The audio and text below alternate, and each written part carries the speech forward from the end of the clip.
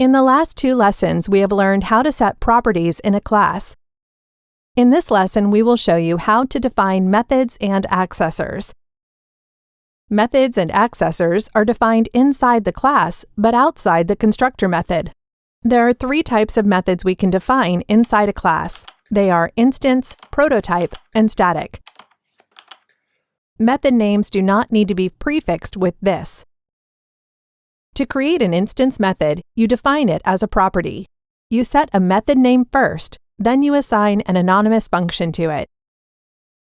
This method will be sent to the instance object and be owned by it. From inside an instance method, you can access other properties via this. To create a prototype method, you use the shorter syntax. You can still access other properties via this. To define a static method, you first type the keyword static. You can define the method using either the full or shorter syntax. The results will be the same. This, inside a static method, points to the class itself.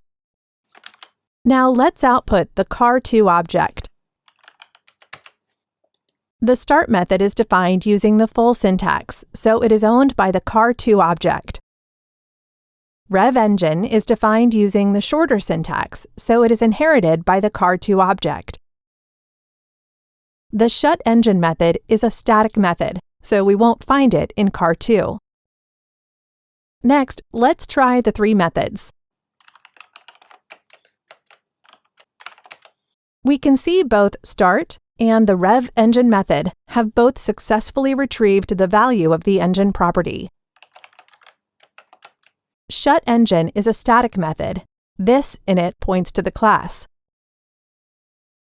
Accessors are also defined inside the class.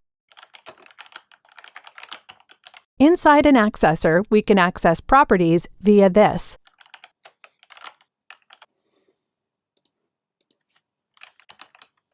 The getter is working fine.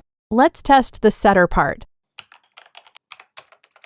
We can see the setter part is working fine as well.